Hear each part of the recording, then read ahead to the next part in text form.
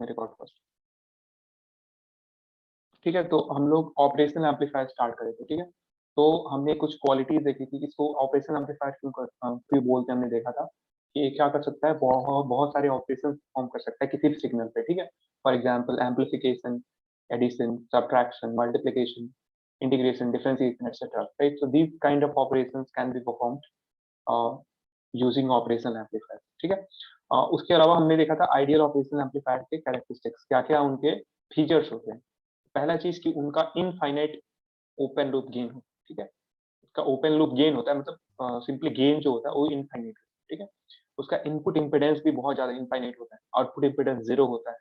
ठीक है, bandwidth infinite होता है, और इनफाइनाइट होता है आपका कॉमन मोड रिजेक्शन रेशियो। इसके बारे में हम बाद में देखेंगे कि क्या होता है कॉमन मोड रिजेक्शन रेशियो। ठीक है, इसके अलावा इनफाइनाइट स्लीव रेट होता है। ठीक है, और स्लीव रेट क्या होता है ये भी हम लोग आगे देखेंगे। ठीक है, इसके बाद हमने देखा था कि कोई भी एम्पलीफायर है, ठीक है, तो जैसे मान low voltage control voltage source है, तो जैसे वोल्टेज कंट्रोल्ड है, मैंने आपको इसके बारे में बहुत बारी बता चुका हूँ कि वोल्टेज कंट्रोल्ड है, इसका मतलब क्या होगा, करंट जीरो होगा। करंट जीरो होगा तो इम्पिडेंस ज्यादा करना पड़ेगा, इनफाइनाइट करना पड़ेगा। ठीक है, तो इनपुट इम्पिडेंस इनफाइनाइट हो जाएगा। वोल्टेज सोर्स है, तो वोल्टेज सोर्स का मतलब क्या होता है, आइडियल वोल्टेज सोर्स का फीचर क्या होता है कि उसका इम्पिडेंस होता है जीरो। तो इसलिए अगर वोल्टेज सोर्स है तो आउटपुट पे इसका इम्पिडेंस जीरो होना चाहिए। ठीक, तो ये आपका वोल्टेज कंट्रोल वोल्टेज सोर्स है। ठीक है, अगर हम इस फीचर को ध्यान में रखें तो हमको क्या पता चला कि आपका वोल्टेज कंट्रोल वोल्टेज सोर्स है। ठीक है, फिर ब्लॉक डायग्राम हमने देखा था ऑपरेशनल एम्पलीफायर का, क्योंकि ऑपरेशनल एम्पलीफायर एक आईसी होता है, आईसी पैकेज होता है। ठीक है ना, तो उसके अंदर बहुत सारे कंपोनेंट्स और बहुत सारे स्टेजेस होते हैं। तो जो पहला स्टेज होता है उसको बोलते हैं प्राइमरी स्टेज, उसके बाद होता है इंटरमीडिएट स्टेज, फिर होता है लेवल शिफ्ट या फिर बफर स्टेज, फिर होता है आउटपुट स्टेज। इतने सारे स्टेजेस मिलकर बनते हैं। ठीक है ना, तो उसमें 74-75 आपके ट्रांजिस्टर्स लगे रहते हैं, मतलब आई थिंक अराउंड 80 के आसपास ट्रांजिस्टर होते हैं एक आपके आईसी के अंदर। ठीक है, तो सॉरी, तो इतने सारे कंपोनेंट्स मिलकर बना होता है, उसको डिफरेंट डिफरेंट आप स्टेजेस में डिवाइड कर सकते हो। तो ये हमारा ब्लॉक डायग्राम। इसके बाद हम लोग ने देखा था कि जैसे प्राइमरी स्टेज है, प्राइमरी स्टेज सिंपली आपका डिफरेंशियल एम्पलीफायर होता है। डिफरेंशियल एम्पलीफायर का क्या मतलब होता है कि जो भी आउटपुट होता है वो डिफरेंस ऑफ इनपुट सिग्नल के प्रोपोर्शनल होता है। तो difference of input signal, suppose कर आपने इनपुट V1 दिया और V2 दिया, इसका डिफरेंस क्या होगा, V1 माइनस V2। जो आउटपुट होगा वो किसके प्रोपोर्शनल होगा, V1 माइनस V2 के प्रोपोर्शनल होगा। तो ये आपका होता है, इसको बोलते हैं डिफरेंशियल एम्पलीफायर। ये आपका जो प्राइमरी स्टेज होता है वो डिफरेंशियल एम्पलीफायर होता है। ऐसे इंटरमीडिएट स्टेज क्या होता है आपका, वो भी डिफरेंशियल एम्पलीफायर होता है, बट वो अनबैलेंस्ड। ठीक है ना, ये बैलेंस्ड है आपका, ये डबल एंडेड इसको बोलते हैं। ठीक है, और जो आपका इंटरमीडिएट स्टेज है वो आपका डिफरेंशियल एम्पलीफायर होता है, बट वो सिंगल एंडेड एम्पलीफायर, इसका सिंगल एंडेड आउटपुट होता है। ठीक? ऐसे नेक्स्ट हमारा स्टेज है लेवल शिफ्ट या फिर बफर स्टेज। ये बेसिकली क्या होता है, कांस्टेंट करंट सोर्स होता है। ठीक है, करंट सोर्स आपको याद होगा कॉमन कलेक्टर कॉन्फ़िगरेशन में जब हम लोग एमिटर फॉलोअर यूज कर रहे थे तो उसको हम लोग करंट सोर्स बोलते हैं। ठीक है, तो वो बेसिकली होता है आपका लेवल शिफ्ट या फिर उसको बफर स्टेज बोलते हैं। जो फाइनल स्टेज होता है आपका पुश पुल एम्पलीफायर होता है। ठीक है, पुश पुल एम्पलीफायर क्यों होता है, क्योंकि ये बेसिकली पावर, मतलब आपको बेसिकली पावर एम्पलीफायर होता है। हमको क्या करना होता है कि जो भी आउटपुट कनेक्ट करना होता है, जैसे मान लो ऑपरेशन एम्पलीफायर का आउटपुट जो होगा किसी चीज से कनेक्ट करोगे तो बेसिकली उसका जो पावर होना चाहिए सफिशियंट होना चाहिए, सो दैट उसको ड्राइव कर सके। तो इसीलिए इसका जो लास्ट स्टेज है पुश पुल एम्पलीफायर है, इसमें हम लोग कॉम्प्लीमेंट्री सिमेट्री यूज करते हैं। कॉम्प्लीमेंट्री सिमेट्री का मतलब पीएनपी और एनपीएन ट्रांजिस्टर दोनों यूज करते हैं। तो एक हाफ साइकिल में एक ऑन रहेगा दूसरा ऑफ रहेगा, दूसरे हाफ साइकिल में दूसरा ऑन रहेगा पहला ऑफ रहेगा। ठीक है, और फिर फाइनली क्या करेंगे, दोनों कंबाइन करके हम लोग ओवरऑल पॉजिटिव हाफ साइकिल और निगेटिव हाफ साइकिल के लिए हम लोग सिग्नल जनरेट करते हैं। उसके बाद हम लोगों ने क्या देखा, ऑपरेशनल एम्पलीफायर इसको कैसे डिनोट करते हैं। ठीक है ना, तो ये आपका ऐसे ही इसको डिनोट करा जाता है। ठीक है, ये जो प्लस टर्मिनल है इसको बोलते हैं हम लोग जो पॉजिटिव होता है इसको बोलते हैं नॉन इन्वर्टिंग टर्मिनल। ठीक है, निगेटिव वाले क्या बोलते हैं, इन्वर्टिंग टर्मिनल। ठीक है, और ये आपका वी नॉट क्या है, आउटपुट है, और इसमें बाइसिंग करते हैं हम लोग, जैसे ट्रांजिस्टर में बाइसिंग करते हैं वैसे ही इसमें बाइसिंग करी जाती है। तो पहली जो बाइसिंग होती है वो होती है प्लस वी सैट, और दूसरी बाइसिंग होती है माइनस वी सैट। ठीक है ना, वी सैट क्यों लिखते हैं, सैट का मतलब होता है सैचुरेशन। ठीक है ना, सैचुरेशन वोल्टेज। ठीक है, मतलब जो भी आपका आउटपुट होगा ना उसकी जो मैक्सिमम वैल्यू कहां तक जाएगी, प्लस वी सैट तक जाएगी, और मिनिमम वैल्यू कहां तक जाएगी, माइनस वी सैट तक जाएगी। ये क्लियर होना चाहिए। ठीक है, अब ऐसा कोई आपका ऑपरेशन एम्पलीफायर है, उसका जो आउटपुट होगा वी नॉट वो किसके प्रोपोर्शनल होगा, V1 माइनस V2 के प्रोपोर्शनल होगा। ठीक है, तो इसके प्रोपोर्शनैलिटी कांस्टेंट को आप हटाओगे तो यहाँ पे AOL आ जाएगा, प्रोपोर्शनैलिटी को अगर आप बैक करोगे तो इसको यहाँ पे AOL आ जाएगा एज ए प्रोपोर्शनैलिटी कांस्टेंट। ठीक है? और जो V1 माइनस V2 को आप VID भी लिख सकते हो, डिफरेंशियल इनपुट इसको बोलते हैं, क्योंकि आप डिफरेंस ले रहे हो। दो दो इनपुट है, V1 है इनपुट और V2 इनपुट है, दोनों इनपुट है। V1 माइनस V2 को हम लोग बोलते हैं डिफरेंशियल इनपुट, ठीक। अब जो AOL है, AOL को क्या बोलते हैं, ओपन लूप गेन। अच्छा, इसको ओपन लूप क्यों बोले हैं, क्योंकि इसमें कोई फीडबैक नहीं है। देखो, अगर इसमें कोई फीडबैक होता तो क्लोज लूप सिस्टम बन जाता, ठीक है ना। तो any system with feedback is called a close loop system. अगर किसी सिस्टम में अगर आपका फीडबैक नहीं है तो उसको बोलते हैं ओपन लूप सिस्टम, ठीक है ना। तो एक क्लियर होना चाहिए। तो ये ओपन लूप गेन क्यों बोल रहे हैं, क्योंकि ये ऐसा गेन है जो किस तरह डिफाइन हुआ है, जब आपका सिस्टम में कोई भी फीडबैक नहीं है, उस टाइम पे डिफाइन हुआ है। That's why we calling it as open loop gain. तो ओपन लूप गेन इससे इस वाले इक्वेशन क्या आएगा, सिंपली AOL इक्वल टू क्या आ जाएगा, V not divided by V1 minus V2, ठीक है। तो इसको बोलते हैं हम लोग ओपन लूप गेन, ठीक है। अब देखो, आइडियल ऑपरेशनल एम्पलीफायर के लिए जो AOL होता है उसकी वैल्यू कितनी होती है, इनफाइनाइट होती है, ठीक है। जो भी आइडियल ऑपरेशनल एम्पलीफायर होगा ओपन लूप गेन इनफाइनाइट होगा। ये ऑलरेडी हम लोग पहले स्लाइड में देखे हैं, ठीक है ना, कि ये इनफाइनाइट होता है, ठीक है। अब ये चीज हो गया, ठीक है। इसको मैंने समझाने की कोशिश भी करी है, ऑलरेडी मैं कर चुका हूँ, आप लोग क्लास की हुआ है, ठीक है। अब इसका जो अंदर का सर्किट होता है उसमें क्या क्या होता है, कैसे होता है, कैसे दिखता है आपका, तो उसको अगर आप इक्विवेलेंट सर्किट ड्रॉ करोगे तो कुछ ऐसे बनेगा, ठीक है। इक्विवेलेंट सर्किट, इसमें अगेन वही कि आर इनपुट, आपका ये इनपुट रेजिस्टेंस है, तो मैंने क्या बताया था, जो आपका इनपुट इंपेडेंस होता है इनफाइनाइट होता है तो ऑब्वियसली इनफाइनाइट होता है। आउटपुट इंपेडेंस जीरो होता है तो ऑब्वियसली जीरो हो जाएगा, ठीक है। ऐसे करके एक कॉन्सेप्ट होता है virtual short circuit, it's a very important concept. इसका मतलब क्या होता है कि हमने क्या देखा कि जो आइडियल ऑपरेशनल एम्पलीफायर है उसमें AOL जो होता है क्या होता है, इनफाइनाइट होता है, ठीक है ना। तो जब AOL इनफाइनाइट होगा तो ध्यान से देखो, मैं इसको क्या लिख सकता हूँ, इस इक्वेशन को क्या लिख सकता हूँ, V naught equal to AOL times V1 minus V2 है, तो इसको V1 minus V2 equal to क्या लिख सकता हूँ, V not divided by AOL, right. अब AOL की वैल्यू इनफाइनाइट है, तो कोई नंबर को अगर आप इनफाइनाइट से डिवाइड करते हो तो क्या आता है, जीरो हो जाता है। मतलब क्या आ जाएगा, V1 minus V2 equal to आ जाएगा जीरो। मतलब क्या होगा, V1 इक्वल टू V2, मतलब ए वाला जो वोल्टेज है, V1 और V2 वोल्टेज बराबर है, ठीक है ना। मतलब जो भी वोल्टेज यहाँ पे होगा ए इस टर्मिनल पे, तो सेम वोल्टेज इस टर्मिनल पे भी होगा, तो दोनों वोल्टेज बराबर हो गए। इसको बोलते हैं वर्चुअल शॉर्ट सर्किट। मतलब एक्चुअल में कैसा हो गया, शॉर्ट सर्किट हो गया, तभी तो वोल्टेज बराबर हो गया, ठीक है ना। इसको बोलते हैं virtual short circuit, very important concept, और इसका यूज हम लोग बहुत बारी करेंगे, ठीक है। तो वर्चुअल शॉर्ट सर्किट कब अप्लाई होगा, ध्यान रखना है, हमेशा अप्लाई नहीं होगा। ये कब अप्लाई होगा, ये वाला कंडीशन जब सेटिस्फाई होगा तब, ठीक है ना। कौन सा कंडीशन, जब आपका जो भी ओपन लूप गेन हो बहुत ज्यादा हो, इनफाइनाइट हो, ठीक है ना। In that case only you are going to apply virtual short circuit, okay. तो बहुत इंपॉर्टेंट चीज है, ठीक है। इसके बाद हमने देखा कि IC 741, एक मतलब 741 नाम से एक आईसी होता है जो ऑपरेशनल एम्पलीफायर की आईसी होती है, ठीक है ना। 8 पिन की आईसी होती है, और ये 8 पिन कैसे अरेंज होते हैं, 1 2 3 4 और फिर 5 6 7 8, ऐसे इस सीक्वेंस में अरेंज होते हैं, पहले 1 2 3 4, फिर ऐसे 5 6 7 8। जैसे देखो ऊपर ऐसे नॉच बना हुआ है, नॉच सर्कल जो डिनोट करता है, मतलब इसी तरीके से आपको चलना है, जैसे सर्कल है, तो पहले 1 फिर 2 फिर 3 फिर 4, फिर यहाँ 5, ये नहीं कि यहाँ 5, ऊपर वाला 5 नहीं हुआ, क्यों, क्योंकि सर्कल जैसे सर्कल में चल रहा हो ना, तो 1 2 3 4 फिर 5 6 7 8, ऐसे आप काउंटिंग करोगे। तो ये आपका पहला पिन का कोई मतलब ऑफसेट नल के लिए यूज होता है, बताएंगे ऑफसेट नल क्या होता है। फिर दूसरा पिन आपका इन्वर्टिंग टर्मिनल है, ठीक है, इन्वर्टिंग टर्मिनल है, ठीक है। इन्वर्टिंग टर्मिनल का मतलब नेगेटिव वाला टर्मिनल, और नॉन इन्वर्टिंग टर्मिनल का मतलब पॉजिटिव वाला टर्मिनल, ठीक है। अब इसको क्यों ऐसे बोलते हैं अभी हम लोग देखेंगे। और फोर्थ नंबर पिन जो आपका होता है माइनस बी सैट वाला, हमने देखा था, ठीक है ना, माइनस बी सैट, ठीक है। और ऐसे ही आपका 6 नंबर पिन आउटपुट के लिए, 7 number pin plus B sat के लिए। तो ये आपका है, ठीक है। आठ आठ जो पिन है वो नॉट कनेक्टेड, उसका कोई यूज नहीं है, ठीक है। अब होता है हमारा इन्वर्टिंग या नॉन इन्वर्टिंग, ठीक है ना। क्या बोलते हैं इन्वर्टिंग को, तो अगर हम पॉजिटिव पे अप्लाई करेंगे, ठीक है ना, पॉजिटिव पॉजिटिव उस पे अप्लाई करेंगे, जो भी पॉजिटिव टर्मिनल पे सिग्नल अप्लाई करेंगे, तो जो आउटपुट आएगा ना, जो भी आउटपुट आएगा वो क्या होगा, सेम फेज में होगा इनपुट के, ठीक है ना, सेम फेज में होगा, दोनों मतलब सेम फेज में होंगे। तो इसको बोलते हैं नॉन इन्वर्टिंग, ठीक है ना। नॉन इन्वर्टिंग का मतलब इन्वर्ट नहीं हो रहा है, इन्वर्ट का मतलब क्या होता है, उल्टा नहीं होता है, ठीक है ना। मतलब जो आउटपुट आ रहा है सेम जैसे वी जैसे इनपुट था उसी के जैसा आ रहा है, मतलब उसमें कोई फेज डिफरेंस नहीं है, इसे बोलते हैं इसको नॉन इन्वर्टिंग, राइट। दूसरा होता है इन्वर्टिंग, राइट। इन्वर्टिंग में क्या होगा, हम लोग निगेटिव पे अप्लाई करते हैं।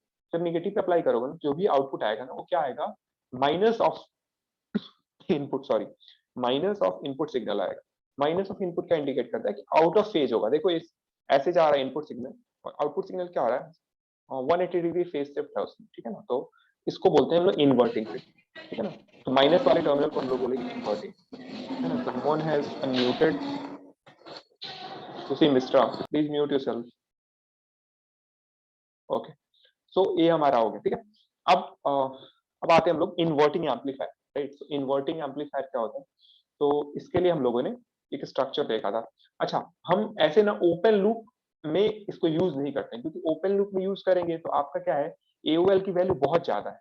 आपको पता है जो एओएल है, एक्चुअल में एओएल जो होता है ना बहुत ज्यादा होता है, बहुत ज्यादा होता है। तो अगर आप कुछ ओपन लूप में मतलब बिना किसी फीडबैक के इसको यूज करोगे ना, तो क्या होगा, आपका गेन बहुत ज्यादा है, तो जो आउटपुट आएगा ना वो हमेशा, आपको पता है मैक्सिमम आउटपुट की वैल्यू क्या हो सकती है, प्लस वी सेट हो सकती है, और मिनिमम वैल्यू कितनी हो सकती है, माइनस वी सेट।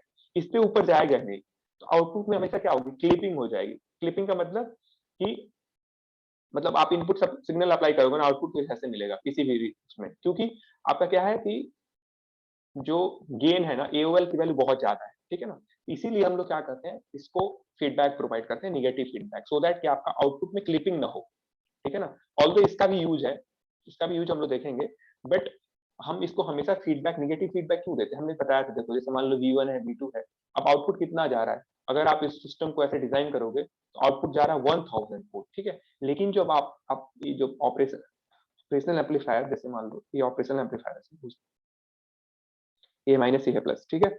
आपने क्या करा कि यहाँ पे अप्लाई कर दिया से 1 मिली वोल्ट, यहाँ पे अप्लाई कर दिया 2 मिली वोल्ट, ठीक है। और यहाँ पे आपका वी नॉट, अब सपोज करो मैं बोलूं कि जो आपका गेन है एओएल है वो है 10⁻6, ठीक है। तो जो वी नॉट होगा क्या होगा, वी नॉट इक्वल टू कितना होगा बताओ, वी नॉट इक्वल टू होगा 10⁻6 टाइम्स V1 माइनस V2, तो V1 माइनस V2 कितना हो जाएगा, 2 माइनस 1 मिली वोल्ट, यही होगा ना। तो ये हो जाएगा 10⁻6 इंटू 1 मिली वोल्ट, ये कितना हो जाएगा 10⁻6, 1 मिली वोल्ट को कितना लिख सकते हैं, 10⁻³ लिख सकते हैं, तो आ जाएगा 10⁻3 वोल्ट। मतलब जो आउटपुट आएगा कितना आ जाएगा 1000 वोल्ट। लेकिन लेकिन प्रॉब्लम क्या आएगी, इतना आपको मिलेगा नहीं, क्यों, क्योंकि मैक्सिमम मैक्सिमम कितना तक जा सकता है, मैक्सिमम जो भी यहाँ पे वोल्टेज होगा, मान लो 10 वोल्ट है या फिर 12 वोल्ट है, मान लो 12 वोल्ट, तो +12 और -12 तक जा सकता है। तो +12 यहाँ भी जाएगा और -12 यहाँ पे जाएगा, -12 यहाँ पे, तो आपको ए वाला जो पूरा का पूरा पीक है ना वो क्लिप हो जाएगा।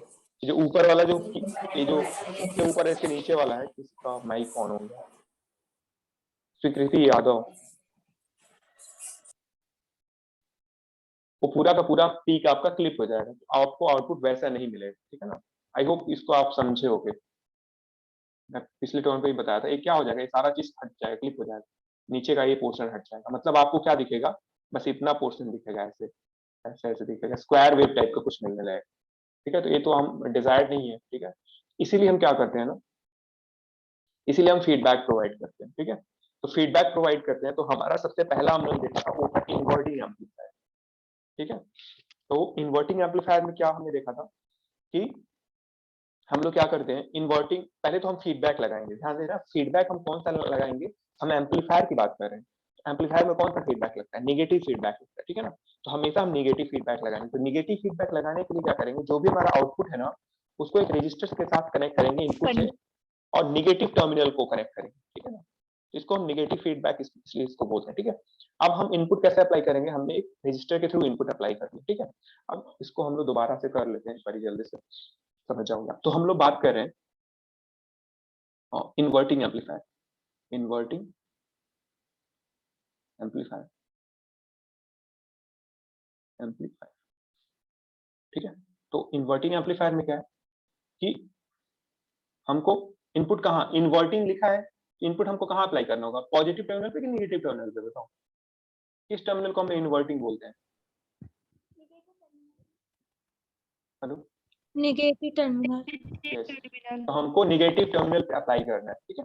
लेकिन हमने क्या बताया था कि ए एम्पलीफायर है तो इसमें हमको फीडबैक भी देना होगा। फीडबैक हम क्यों दे रहे थे, क्योंकि हमारा आउटपुट सैचुरेट हो जा रहा था, अभी हमने देखा। तो हम क्या करेंगे, फीडबैक भी देंगे। तो फीडबैक कैसा देंगे हम लोग, निगेटिव फीडबैक देंगे। तो निगेटिव फीडबैक का मतलब क्या होगा, जो भी आउटपुट होगा उसको इनपुट के साथ कनेक्ट करेंगे, लेकिन किस टर्मिनल के, इनपुट किस टर्मिनल के साथ, निगेटिव टर्मिनल के साथ, with the help of this resistance, right. ये रेजिस्टेंस के साथ हमने कनेक्ट कर दिया, ठीक है। अब हम क्या करेंगे, ये जो पॉजिटिव टर्मिनल है इसको ग्राउंड कर देंगे, इस पॉजिटिव टर्मिनल को ग्राउंड कर देंगे, और हमको इनपुट किस पे देना है, निगेटिव टर्मिनल पे। एक हम रेजिस्टेंस यहाँ पे लगाएंगे, ऐसे एक रेजिस्टेंस लगा के हम इसी पे इनपुट दे देंगे। ये हमारा हो जाएगा वी इन, और ये हो जाएगा हमारा सपोज करो R1, ये हो गया हमारा R2, और ये हमारा हो गया वी नॉट, ठीक है। अब हम देखते हैं कि वी नॉट क्या आ रहा है, देखो। अब वी नॉट आने के लिए सबसे पहले आपको पता है कि हम क्या एज्यूम कर रहे हैं, हम ये एज्यूम कर रहे हैं कि जो ये आपका ऑपरेशनल एम्पलीफायर है वो क्या है, ideal operational amplifier, ideal op amp, ठीक है। अब जब ये आइडियल ऑप एम्प है तो इसका एओएल कितना होता है, ओपन लूप गेन कितना होता है, इनफाइनाइट होता है, ठीक है ना। Open loop gain ideal operational amplifier का गेन कितना होता है, इनफाइनाइट होता है। अब जब इनफाइनाइट ओपन लूप गेन है, एक चीज आपको पता होगी, इसमें हम क्या लगा सकते हैं, इसमें लगाते हैं हम लोग virtual short circuit, virtual short circuit हम लोग अप्लाई कर सकते हैं। आई थिंक सब भूल भाल गए हो, कुछ समझ में नहीं आ रहा, अगर नहीं आ रहा है तो पूछ लेना, ठीक है, फिर मैं पूछूंगा नहीं तो। देखो, तो वर्चुअल शॉर्ट सर्किट हम इसमें अप्लाई कर सकते हैं। वर्चुअल शॉर्ट सर्किट क्या कहता है कि जो भी ये वाला वोल्टेज होगा, यहाँ का जो भी वोल्टेज होगा, वर्चुअल शॉर्ट सर्किट का मतलब क्या है, ये दोनों टर्मिनल, इन्वर्टिंग टर्मिनल और नॉन इन्वर्टिंग टर्मिनल आपस में शॉर्ट हो गए, तो जो भी आपका प्लस नॉन इन्वर्टिंग टर्मिनल वाला वोल्टेज होगा, वो इन्वर्टिंग टर्मिनल का वोल्टेज हो जाएगा। तो पता है आपको यहाँ का वोल्टेज कितना है, 0 वोल्ट, तो यहाँ का वोल्टेज कितना हो जाएगा, 0 वोल्ट हो जाएगा इस पॉइंट का। 0 होगा। हाँ, तो अब जब इस पॉइंट का वोल्टेज 0 वोल्ट हो गया, तो उस केस में देखो अब क्या होगा। अब हम क्या करते हैं, इस वाले नोड पे सपोज करो, इसको मैं एन लिख दे रहा हूँ, एन, नोड एन। अब इस पे हम लोग केसीएल लगा देंगे, किरचॉफ्स करंट लॉ, ठीक है ना।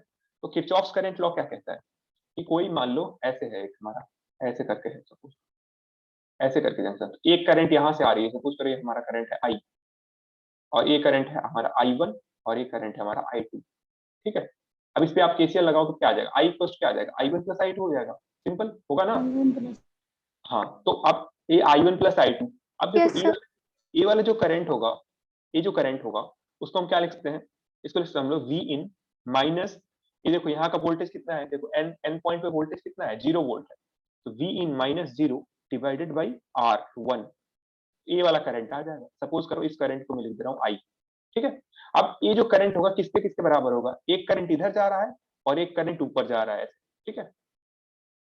तो जो एक ऑपरेशनल एम्पलीफायर के अंदर करंट जा रहा है, ठीक है ना, तो सपोज करो मैं इसको लिख दूं I1, जो ऑपरेशनल एम्पलीफायर के अंदर जो करंट जा रहा है उसको मैं लिख दूं I1, ठीक है, प्लस प्लस क्या हो जाएगा, ऊपर जो करंट जा रहा है वो क्या होगा, यहाँ का वोल्टेज है 0, यहाँ का वोल्टेज है V0, तो इसके जो करंट जाए क्या आ जाएगा, 0 minus V0 divided by R2, क्या आ जाएगा, 0 minus V0 divided by R2, ठीक है, ये आएगा।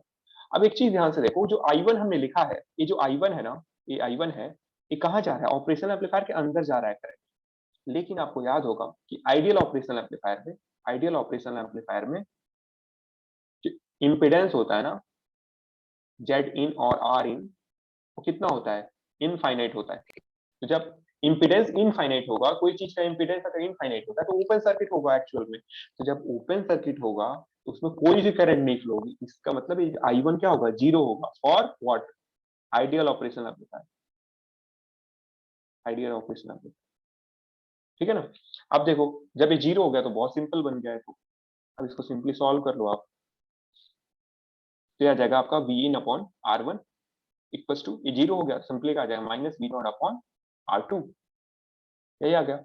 या फिर इसको हम क्या लिख सकते हैं, और ऐसे लिख सकते हैं V0 divided by V in equal to minus R2 divided by R1 times, ठीक है ना।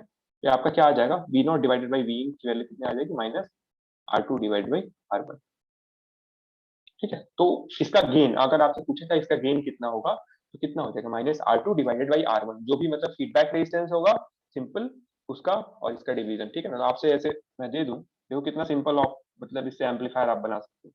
मैं बोलूँ कि 10 का आप 10 गेन का एक एम्पलीफायर बनाना है, ठीक है, जैसे मैं आपसे बोलूँ,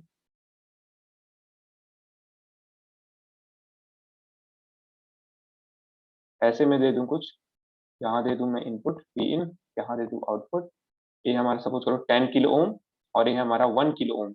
मैं आपसे पूछूं इसका गेन कितना होगा, बताओ गेन कितना होगा, कौन बताएगा, वो विल बी द गेन, इसमें सिस्टम का गेन कितना आएगा बताओ, V0 डिवाइडेड बाई वी इन की वैल्यू कितनी आएगी।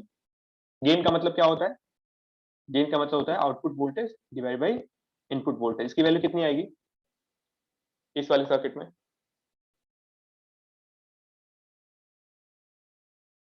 आवाज आ रही मेरी, hello, kilo -10 kilo ohm minus sir. 10 kilo ohm, minus का 10 ओम। Minus 10 kilo ohm. क्या बोल रहे हो तुम लोग, क्यों बेइज्जती करा रहे हो, ये ऑनलाइन जाएगा यूट्यूब पे। माइनस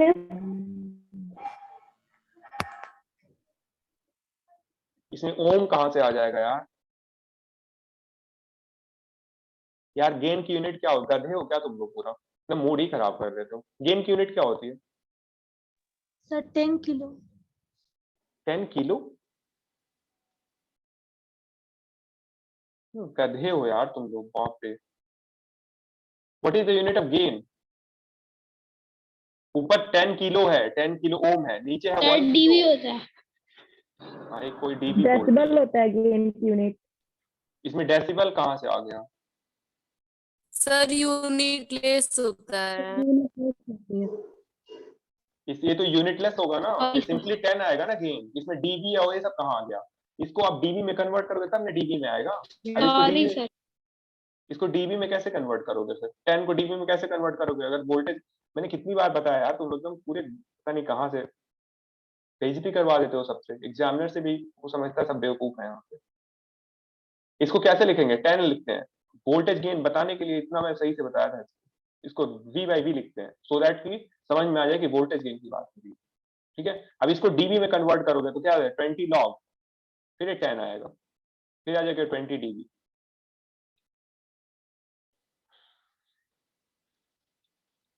अभी फिर मैं छोड़ दूंगा, फिर पढ़ना पड़ेगा खुद से। वैसे भी पढ़ोगे नहीं मुझे पता है। वो मैं लिंक दे दिया हूँ इसलिए आए और ज्वाइन किया, किसी का इंटरेस्ट थोड़ी है। एनीवेज चलो, मैं अपना काम तो करूंगा कम से कम। गेन को बता रहे हो किलो ओम, ओम किलो क्या है? इतना तो सेंस रखो ना। कुछ चीजें याद क्या पढ़ने वढ़ने का फायदा क्या है? छोड़ के जाओ, चले जाओ, और क्या। पढ़ाई लिखाई कोई मतलब है नहीं।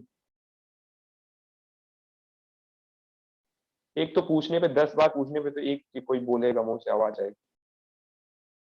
जब गलत ही बोल रहे हैं तो पहले बोल दो, तो कम से कम टाइम तो रहेगा समझाने के लिए। एनीवेज ठीक है, ये ज्वाइन करते रहना। जब तक आज खत्म नहीं होगा तब तक मैं छोड़ूंगा नहीं, ठीक है? जितना टाइम लगे। ऑपरेशनल एम्पलीफायर खत्म होना चाहिए, नहीं तो तुम्हारे चक्कर में फिर मेरा लॉस हो जाएगा। एनीवेज तो इन्वर्टिंग एम्पलीफायर है, ठीक है। इन्वर्टिंग एम्पलीफायर का गेन कितना होता है? -R2/R1। ये अंधा भी बता देगा कि 10/1 10 होता है। दोनों किलो ओम है, किलो ओम है।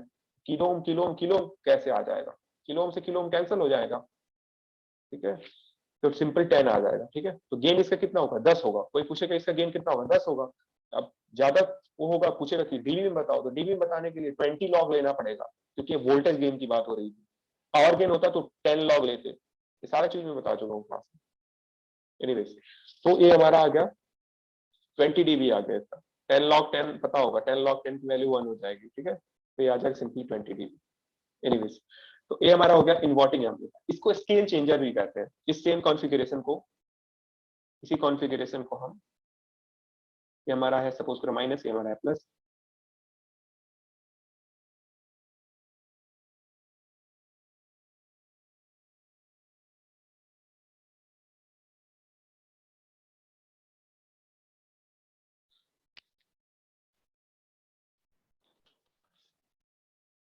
आवाज आ रही मेरी? एक बार कंफर्म कर दो।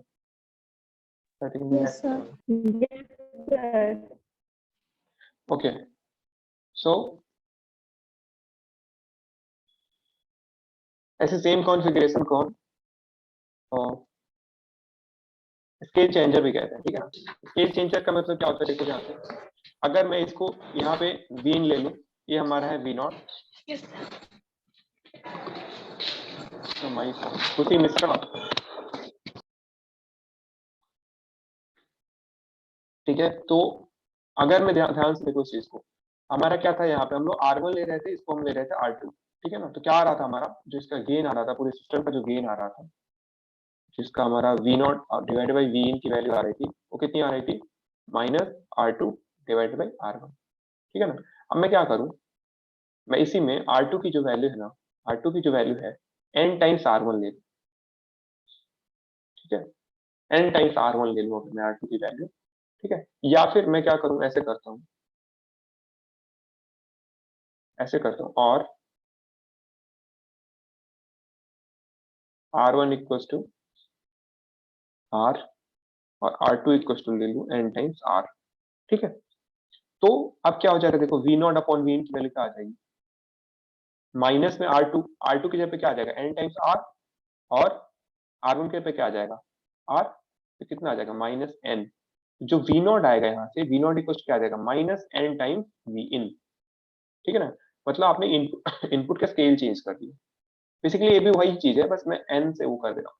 मतलब मैं बोलूँ आपसे कि कोई इनपुट है आपका, ठीक है ना, कोई इनपुट है, मैं बोलूँ कि इसमें आप 6 से मल्टीप्लाई करो, तो आप क्या करोगे, मतलब ऐसा आप सिस्टम डिजाइन करो जो क्या करे, इनपुट में -6 से मल्टीप्लाई कर दे। तो यहाँ पे 6 n की वैल्यू कितनी आ गई, 6 आ गई, ठीक है। n की वैल्यू 6 का मतलब क्या करोगे आप, सिंपली R1 कोई सेलेक्ट करोगे, कोई भी, मान लो 1 किलो ओम का रेजिस्टेंस सेलेक्ट कर लिया, तो R2 कितने किलो ओम का सेलेक्ट करोगे, n टाइम्स R है ना, n टाइम्स R है, n टाइम्स R का मतलब क्या होगा, आपने अगर R की वैल्यू ले ली 6 kilo ohm, n times R कितना हो जाएगा, R की वैल्यू आपने ले ली 1 किलो ओम, तो R की वैल्यू n टाइम्स R कितना हो जाएगा, 6 टाइम्स 1 किलो ओम, ये आ जाएगा आपका 6 किलो ओम, ठीक। तो मतलब आपने क्या करा, तो यहाँ पे क्या आ जाएगा, जो V नॉट आएगा वो क्या आ जाएगा -6 ऑफ V इन, ठीक है, मतलब 6 से मल्टीप्लाई हो जाएगा इनपुट में -6 से, ठीक है। तो इसको क्या बोलते हैं, इस पूरी चीज को बोलते हैं हम स्केल चेंजर, स्केल चेंजर, ठीक है। ये आपका स्केल चेंजर, ध्यान रखना है स्केल चेंजर कैसा है, ये है आपका इन्वर्टिंग स्केल चेंजर, इन्वर्टिंग है, माइनस साइन क्या इंडिकेट करता है कि इन्वर्टिंग स्केल चेंजर है, ठीक है। इसमें किसी कोई कंफ्यूजन है तो पूछ लो, अभी कहीं पे भी कोई चीज नहीं समझ में आई, कैसे बन गया, क्या आ गया, ठीक है। और यस सर, नहीं नहीं समझ में आया, नो सर। क्या नहीं समझ में आया बोलो। सर वो स्केल चेंज कैसे आया वही सब नहीं समझ आ रहा है। इधर के समझ में आ गया ये वाला चीज, यस सर, ये समझ में आया है। आपको स्केल चेंज नहीं समझ में आया, वेट 1 सेकंड, ये नहीं समझ में आया स्केल चेंज कैसे कर रहा है, यस सर। अच्छा ठीक है 1 सेकंड।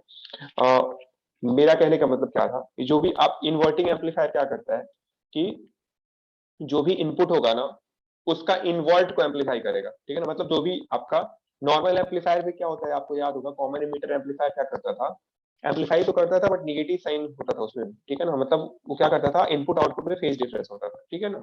मतलब क्या होता था, कैसे, Wait. आपका अगर ऐसे अगर मान लो इनपुट है, आउटपुट कैसा आता था, Sorry. आपका आउटपुट कुछ ऐसे आता था, एम्पलीफाई होके मिल रहा है लेकिन क्या हो रहा है, फेज डिफरेंस है इसमें, कितना फेज डिफरेंस है 180 डिग्री का, मतलब निगेटिव हो जा रहा है कुल मिला के।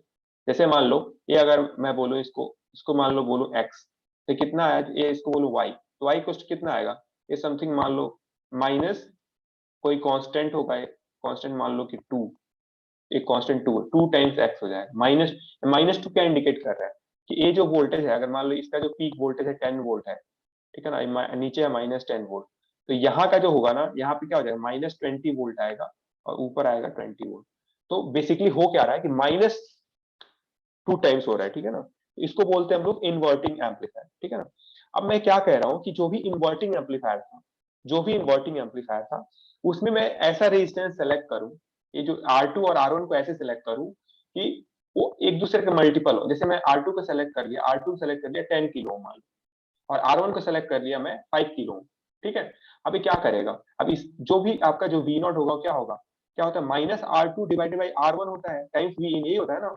तो जो R2 कितना है -10 kilo ohm divided by R1 कितना है 5 किलो ओम और टाइम्स V इन, तो ये कितना आ जाएगा 10 डिवाइडेड बाई 5 कितना होता है, जो 10 डिवाइडेड बाई 5 होगा वो कितना होगा 2 हो जाएगा, तो ये जाएगा -2। -2 टाइम्स V। तो इसके भी तो चेंज कर रहे हो ना, आपका जो भी इनपुट था वो किससे मल्टीप्लाई होगा, -2 से मल्टीप्लाई होगा। तो इसको बोलते हैं स्केल चेंजर, मतलब स्केल कितना, स्केलिंग कितने से होगा, -2 से स्केलिंग होगा इनपुट सिग्नल की, ठीक है। मैं कहूं कि किसी इनपुट सिग्नल को -2 से स्केल कर दो, तो मतलब क्या करोगे आप, -2 से मल्टीप्लाई कर दोगे, ठीक है। तो -2 से कैसे मल्टीप्लाई करोगे, आप R2 और R1 का रेशियो ऐसे सेलेक्ट करोगे कि एक दूसरे से दुगना हो, मतलब R2 डिवाइडेड बाय R1 की वैल्यू कितनी आ जाए 2 आ जाए। तो आप 10 किलो ओम लो, 5 किलो ओम लो, चाहे 12 किलो ओम लो, 6 किलो ओम ले लो, ठीक है, कोई भी वैल्यू ले लो। इसीलिए मैंने n यहाँ पे चूज किया है, ठीक है ना, सो दैट कि आप कोई भी वैल्यू ले सकते हो। समझ में, आप ऐसा भी कर सकते हो कि आपने इसको वैल्यू ले लिया 200 ओम और इसकी वैल्यू ले ली कितनी 100 ओम, तब भी डिवाइडेड बाई 2 हो जाए, मल्टीप्लाई बाई 2 हो जाएगा, क्योंकि 200 डिवाइडेड बाई 100 कितना होगा 2, ठीक है? तो -2 तब भी मल्टीप्लाई करेगा, ठीक है ना, इसलिए मैंने n नंबर ले लिया, ठीक है ना, मतलब यहाँ पे v naught equal to minus N times V, ठीक है ना, n की वैल्यू यहाँ पे 2 है, ठीक है, आई थिंक समझ में आया होगा। यस सर आया। ठीक है, अभी हम लोग के पास टाइम है ना, चलो ठीक है। तो ये हमारा जो एम्पलीफायर था इसको बोलते हैं हम लोग नॉन इन्वर्टिंग एम्पलीफायर, राइट। ऐसे ही हमारा सॉरी इन्वर्टिंग एम्पलीफायर, ठीक है। इन्वर्टिंग एम्पलीफायर क्यों? क्योंकि आउटपुट जो हो रहा है इनपुट का इन्वर्ट है माइनस साइन की वजह से। ऐसे ही हमारा होता है दूसरा नॉन इन्वर्टिंग एम्पलीफायर, ठीक है ना, non inverting, non inverting amplifier. अभी नॉन इन्वर्टिंग एम्पलीफायर का मतलब क्या है कि हम जो इनपुट देंगे ना, जो भी हम इनपुट देंगे वो किस टर्मिनल पे देंगे? पॉजिटिव वाले टर्मिनल पे देंगे, यहाँ पे, ठीक है। लेकिन हमको क्या चाहिए? एम्पलीफायर है तो नेगेटिव फीडबैक तो चाहिए ही चाहिए, नेगेटिव फीडबैक भी हमको देना होगा ऐसे करके, ठीक है।